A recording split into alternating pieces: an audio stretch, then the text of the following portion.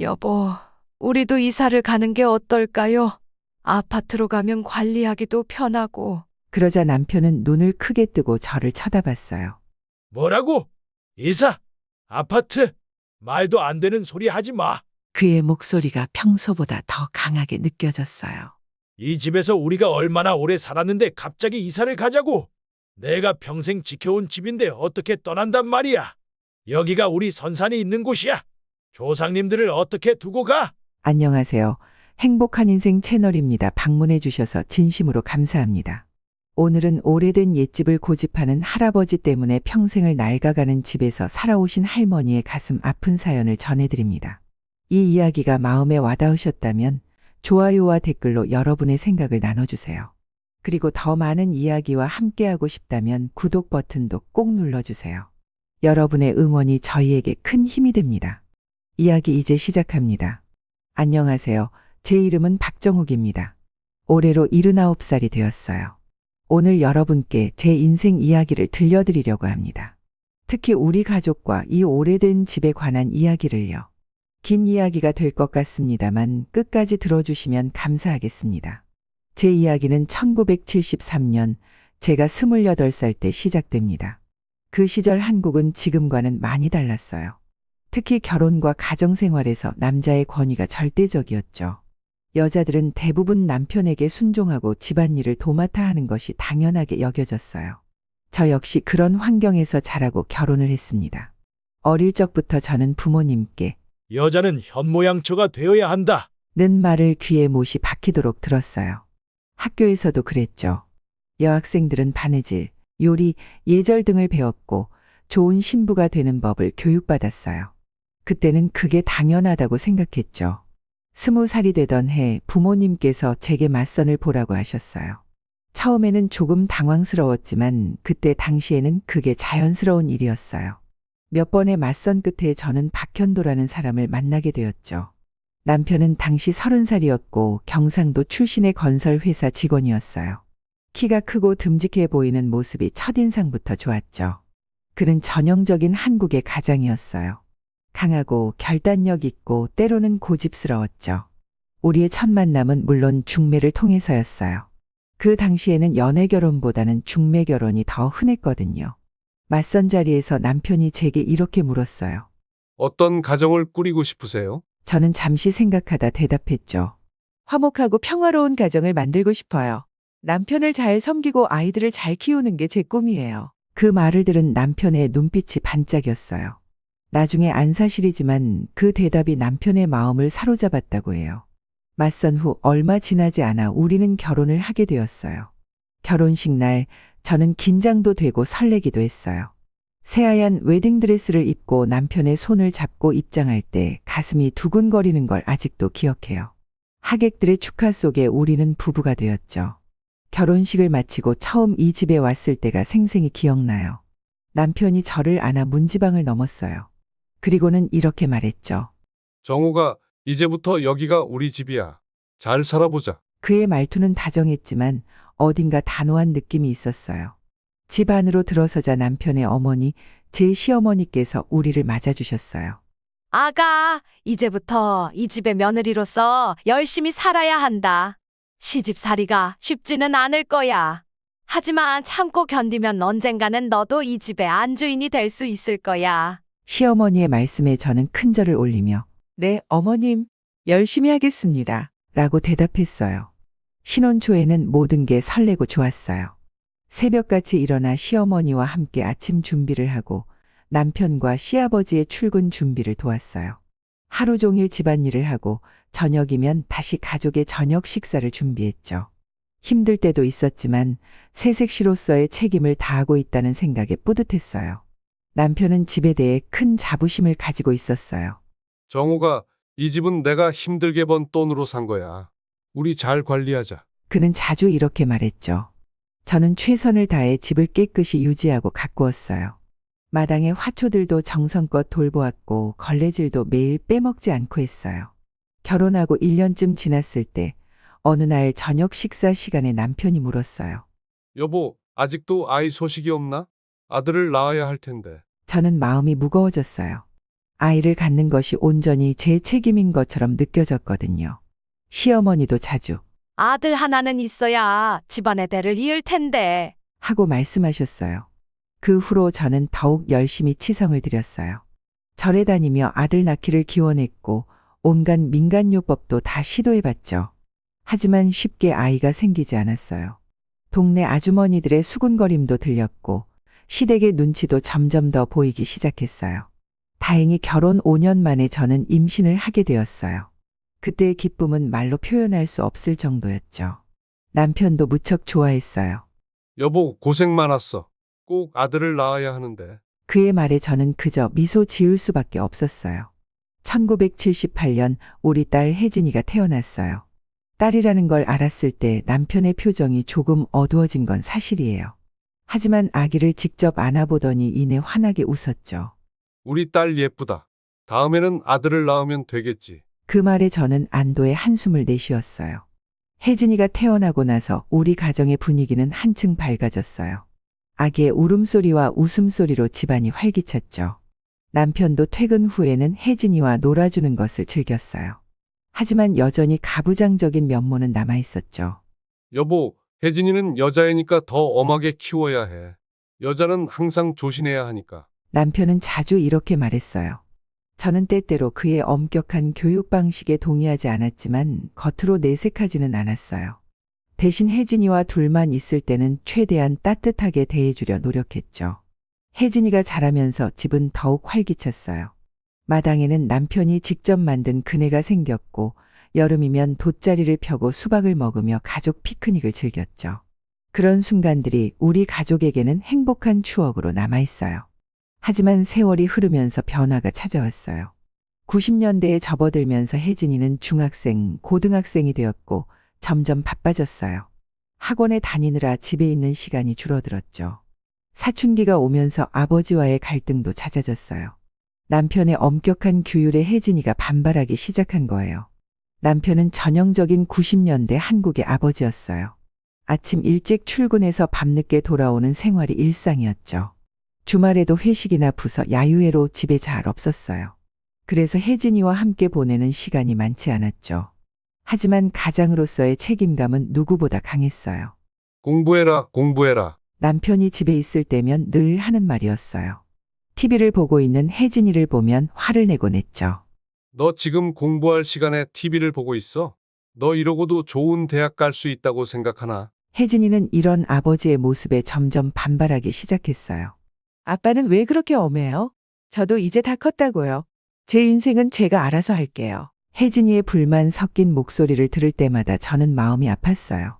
남편은 혜진이의 반항적인 태도를 이해하지 못했어요. 요즘 애들은 왜 이렇게 버릇이 없어? 내가 너희 나이 때는 부모님 말씀에 절대 토를 달지 않았어. 그는 종종 이렇게 말하곤 했죠. 남편과 혜진이 사이에서 중재를 하려 했지만 쉽지 않았어요. 남편은 제 말을 들으려 하지 않았고 너가 애를 너무 오냐오냐 해주니까 애가 응석바지가 되었잖아. 라고 말하곤 했죠. 한 번은 혜진이가 친구들과 늦게까지 놀다 온 적이 있어요. 남편은 대노해서 혜진이에게 소리를 질렀죠. 너 지금 몇 시인데 이제 들어오는 거야? 내일부터 학원 끝나면 곧장 집으로 와. 알겠어? 혜진이는 울면서 자기 방으로 달려갔어요. 저는 남편에게 말했죠. 여보, 너무 심하게 하는 거 아니에요. 애가 상처받을 거예요. 하지만 남편은 완강했어요.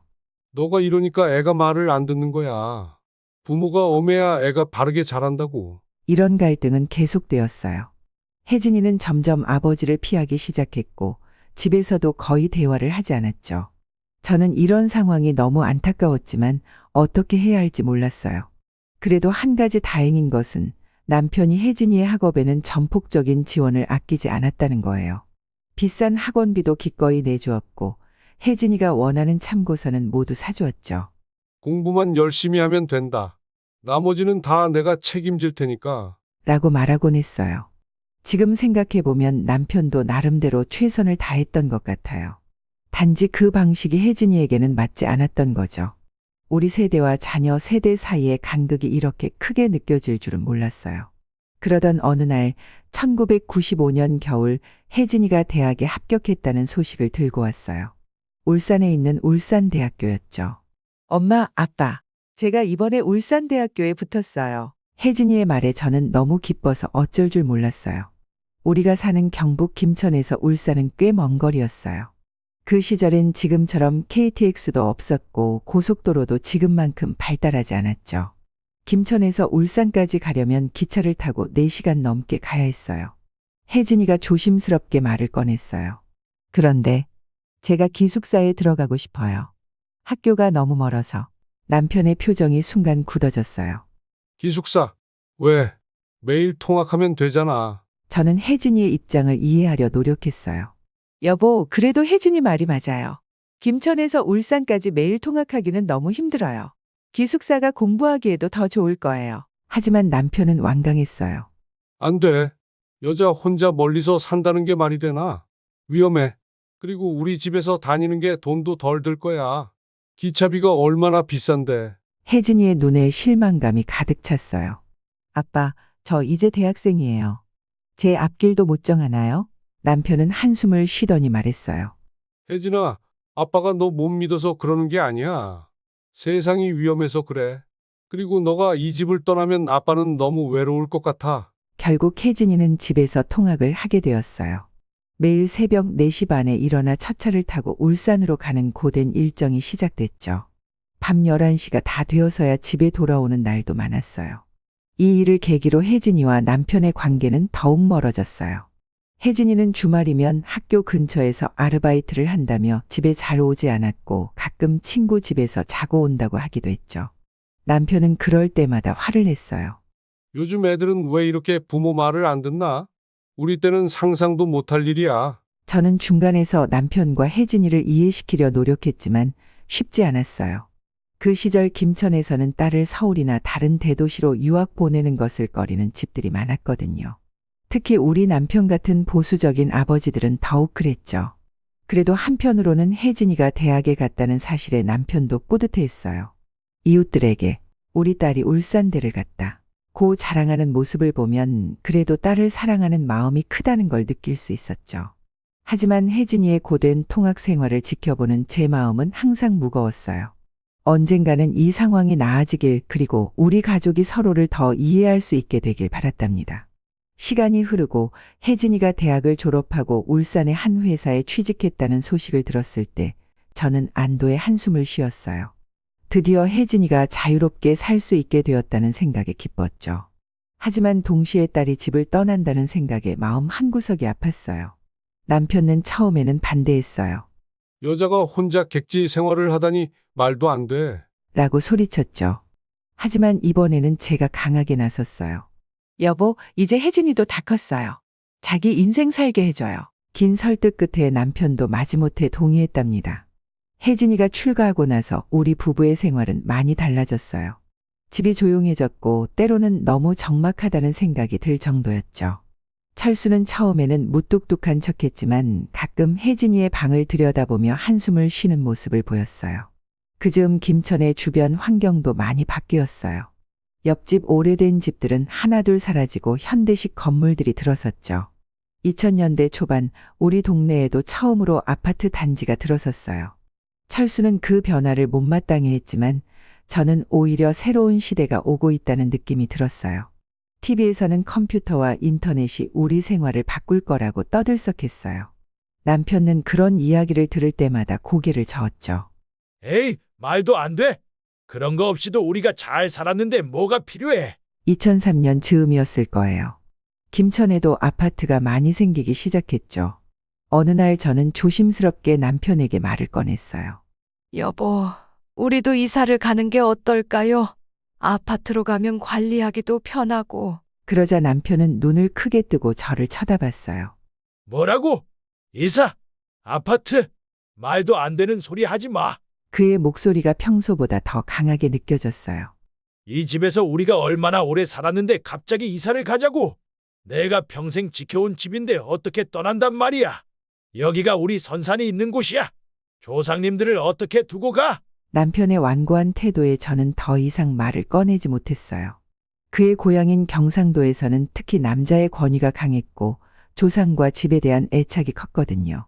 남편도 그런 환경에서 자라났으니 변화를 받아들이기 어려웠겠죠. 하지만 세월은 무정했어요. 집은 점점 더 낡아갔고 이곳저곳에서 수리할 곳이 생겨났죠.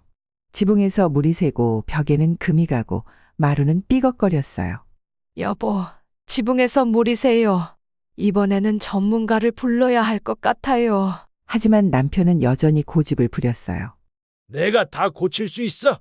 뭐 걱정할 게 있나? 요즘 젊은 사람들은 돈만 들이려고 해. 그러다 2005년 여름 큰 비가 왔을 때 일이에요. 거실 천장에서 물이 뚝뚝 떨어지기 시작했어요. 남편은 양동이를 가져다 놓고 직접 지붕에 올라가 봤지만 역부족이었죠. 여보, 이제는 정말 전문가를 불러야 해요.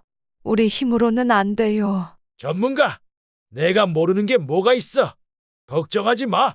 내가 어떻게든 고칠 테니까. 남편의 고집 앞에 저는 점점 지쳐갔어요. 2006년 즈음 혜진이가 추석 연휴를 맞아 집에 왔다가 집 상태를 보고 놀랐어요. 엄마, 아빠, 이게 무슨 일이에요? 집이 완전히 엉망이잖아요. 벽지는 다 떨어지고 마루는 삐걱거리고 이러다 큰일 나겠어요. 딸의 말에 저는 마음이 아팠어요. 남편은 여전히 강경했죠. 너는 뭘 모르네.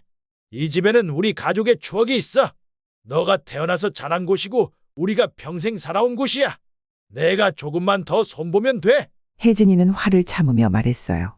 아빠, 이건 아빠가 고칠 수 있는 문제가 아니에요. 전문가의 도움이 필요해요. 아니면 차라리 이사를 가는 게 어떨까요? 요즘은 아파트가 편리하고 안전해요. 그 말에 남편은 소리를 질렀어요. 이사, 말도 안 되는 소리. 이 집은 내 전부야. 여기서 떠날 순 없어. 너희 세대는 왜 이렇게 쉽게 포기하려고 하는 거야? 그날 이후로 혜진이는 더 자주 집에 왔어요. 매번 올 때마다 뭔가를 고치려 했어요. 한 번은 몰래 지붕 수리공을 불러왔는데 남편이 알아채고 크게 화를 냈죠. 내 허락도 없이 이런 짓을 하다니. 내가 아직 살아있는데 왜 남의 손을 빌리려고 해? 저는 그저 멀리서 지켜볼 수밖에 없었어요. 딸에게 짐이 되는 것 같아 괴로웠죠. 혜진이도 점점 지쳐가는 게 보였어요. 엄마, 어떻게 해요? 아빠가 이러다 정말 큰일 날 것 같아요. 그렇게 2008년, 2009년이 지나갔어요. 집은 점점 더 낡아갔고 우리도 점점 더 나이 들어갔죠. 남편의 건강도 예전 같지 않았어요. 허리도 아프다 하고 무릎도 안 좋아졌어요. 계단을 오르내리는 것도 힘들어했죠. 하지만 여전히 고집은 꺾이지 않았어요. 내가 아직 죽지도 않았는데 왜 이러는 거야? 내가 아직 이 집 지킬 수 있어. 남편의 말과 달리 그의 몸은 점점 더 쇠약해져 갔어요. 어느 날 밤 화장실에 가다가 넘어져 허리를 다치기도 했죠. 그제서야 남편도 조금씩 현실을 직시하기 시작한 것 같았어요. 그러던 어느 날 큰 사고가 있었어요. 작년 여름이었죠. 폭우가 내리던 밤이었어요. 저는 잠을 이루지 못하고 거실을 서성이고 있었어요. 빗소리와 함께 집 곳곳에서 물이 새는 소리가 들렸어요. 이러다 집이 무너지는 거 아닐까. 걱정되는 마음에 혼잣말을 했죠. 그때였어요. 갑자기 우르르 하는 소리와 함께 천장의 일부가 무너져 내렸어요. 저는 놀라 비명을 지르며 피하려 했지만 무너진 잔해에 맞아 쓰러지고 말았어요. 정호가, 괜찮아? 남편이 놀라 뛰어나왔어요. 그의 얼굴이 창백해져 있었죠. 떨리는 손으로 119에 전화를 걸더군요. 제발 빨리 와주세요. 우리 집사람이 다쳤어요. 구급차가 도착하고 저는 병원으로 이송되었어요. 의식은 있었지만 온몸이 아팠죠. 병원 침대에 누워있는 동안 많은 생각이 들었어요. 우리가 어떻게 이렇게 되었는지, 앞으로 어떻게 해야 할지. 남편은 병실에서 제 손을 잡고 눈물을 흘리며 말했어요. 정호가, 미안해. 정말 미안해. 내가 이런 줄 몰랐어. 다 내 잘못이야. 그의 눈에서 진심 어린 후회가 보였어요. 저는 약한 목소리로 대답했죠. 여보, 우리 둘 다 잘못했어요.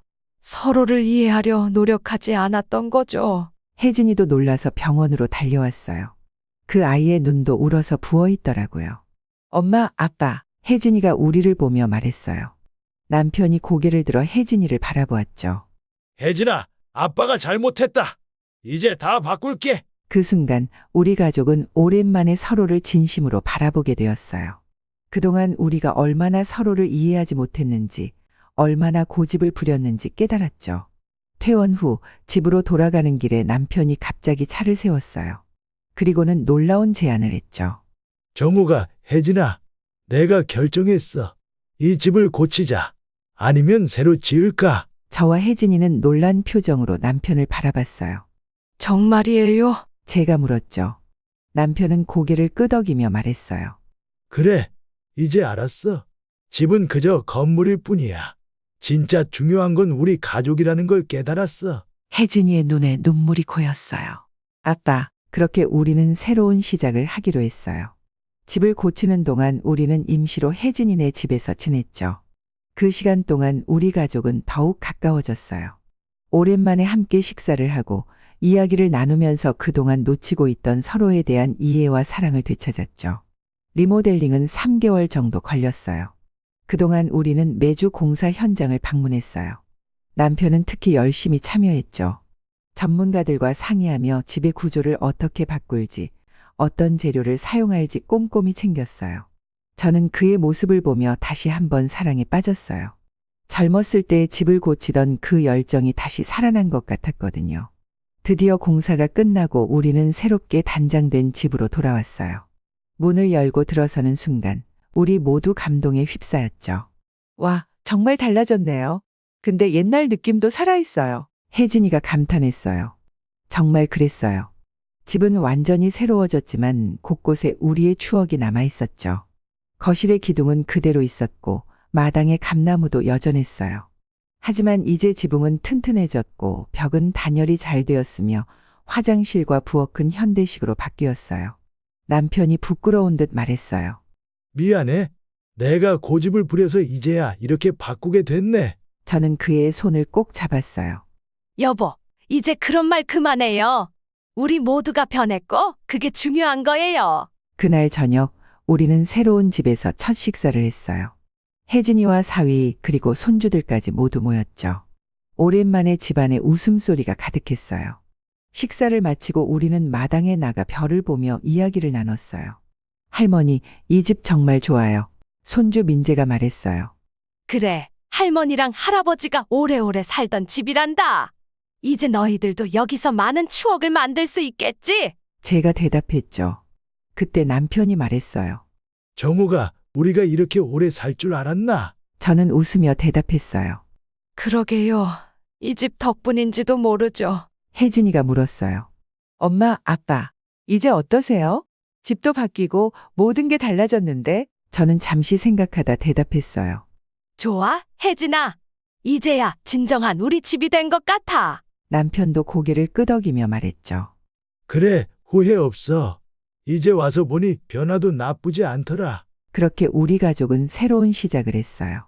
이제 이 집은 단순한 건물이 아니라 우리 가족의 사랑과 화해의 상징이 되었죠. 세월은 흘러가고 많은 것이 변했지만 우리 가족의 사랑은 변하지 않았어요. 지금도 가끔 밤에 일어나 집안을 둘러보곤 해요. 벽에 걸린 가족 사진들, 손주들이 그린 그림들, 남편이 다시 손수 만든 책장. 이 모든 것들이 우리의 역사이자 현재 그리고 미래를 보여주는 것 같아요.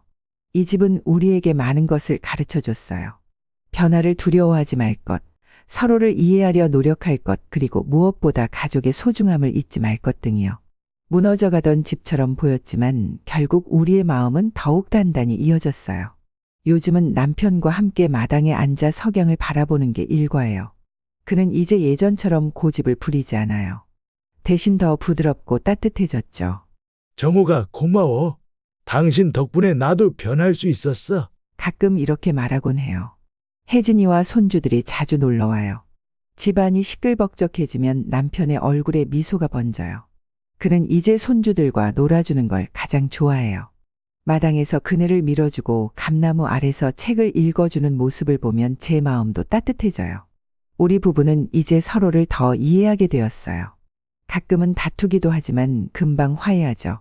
우리가 겪은 일들이 우리를 더 강하게 만들었나 봐요. 남편은 요즘 자주 이런 말을 해요. 정우가 우리 인생이 이 집처럼 변했네. 낡고 고집스러웠던 우리가 이렇게 새로워질 줄 누가 알았겠어? 그 말을 들을 때마다 저는 가슴이 벅차올라요. 이 집에서의 50년. 긴 시간이었지만 그 모든 순간이 소중해요. 좋은 일도 나쁜 일도 모두 우리를 지금의 모습으로 만들어 주었으니까요. 앞으로 얼마나 더 이 집에서 살 수 있을지 모르겠어요. 하지만 한 가지 확실한 건 우리가 여기서 보낸 시간들이 우리 인생에서 가장 값진 시간이었다는 거예요. 가끔 옛날 생각이 나요. 처음 이 집에 왔을 때의 설렘, 혜진이가 태어났을 때의 기쁨, 그리고 힘들었던 순간들까지. 모든 게 이 집에 새겨져 있어요. 이 집은 우리 가족의 역사북 같아요. 남편과 저는 이제 노년을 맞이했지만 여전히 서로에 대한 사랑은 깊어져 가요. 우리의 주름진 손을 맞잡고 있으면 50년 전 처음 만났을 때의 떨림이 아직도 느껴져요. 이 이야기를 들려드리는 이유는 여러분께 희망을 전하고 싶어서예요. 어떤 어려움이 있어도 서로를 이해하고 사랑하려 노력한다면 모든 것을 극복할 수 있다고 믿어요. 우리 가족의 이야기가 여러분에게 작은 위로와 용기가 되었으면 좋겠어요. 긴 이야기를 들어주셔서 감사합니다. 앞으로도 우리 가족은 이 집에서 새로운 이야기를 만들어 갈 거예요. 여러분의 가정에도 행복과 사랑이 가득하기를 바랍니다. 사연을 끝까지 들어주셔서 감사합니다. 할머니의 이야기가 여러분의 마음에 닿았다면 좋아요와 댓글로 따뜻한 응원의 메시지를 남겨주세요. 그리고 앞으로도 더 많은 감동적인 사연과 함께하고 싶으시다면 구독 버튼을 꼭 눌러주세요. 여러분의 관심과 참여가 저희 채널에 큰 힘이 됩니다. 다음 이야기도 기대해 주세요.